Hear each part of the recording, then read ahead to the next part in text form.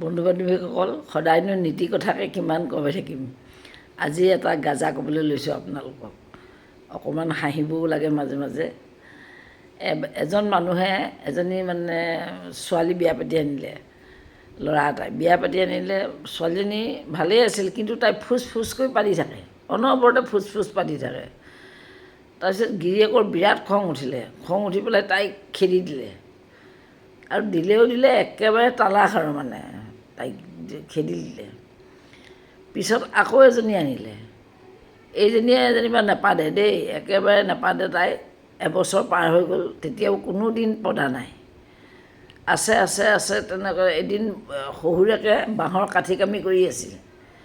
কাঠি কামি কৰি থাকোঁতে বোৱাৰীয়েকে চাহ দিবলৈ গৈছে।